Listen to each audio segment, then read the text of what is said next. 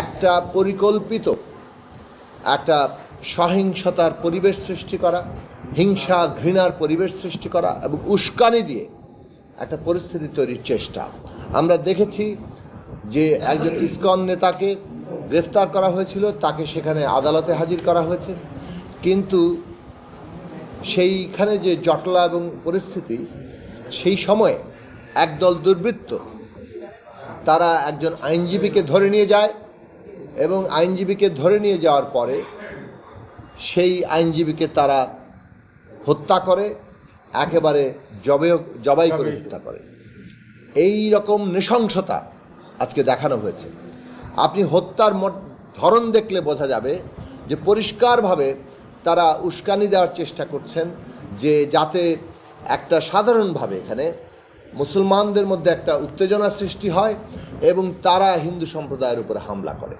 আমি কথাটা খুবই পরিষ্কারভাবে বললাম যে এই যে লক্ষণ, এই লক্ষণ খুব পরিষ্কার যে এখানে একটা উস্কানি দেওয়ার চেষ্টা করা হচ্ছে যাতে করে এখানে হিন্দু সম্প্রদায়ের উপরে হামলা হয় এবং সেই হামলাগুলোকে আজকে বাংলাদেশের একটা বাস্তবতা হিসেবে সারা দুনিয়াতে দেখানো যায় এবং এই সরকারকে এবং এই অভ্যুত্থানকে কালিমালিপ্ত করা যায়।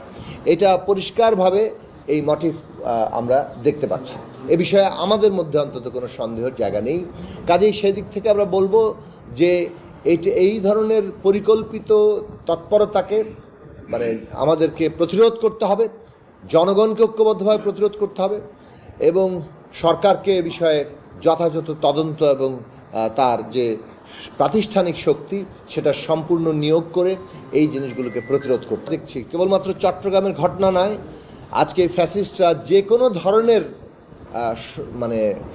ঘটনার মধ্যেই ঢুকে পড়ার চেষ্টা করছে, সেটা শিক্ষার্থীদের কেন্দ্র করে কোনো সমস্যা হোক কিংবা অন্য কোনো আন্দোলনের জায়গা হোক, নানাভাবে তারা এই ধরনের ঘটনার মধ্যে ঢোকার চেষ্টা করছে।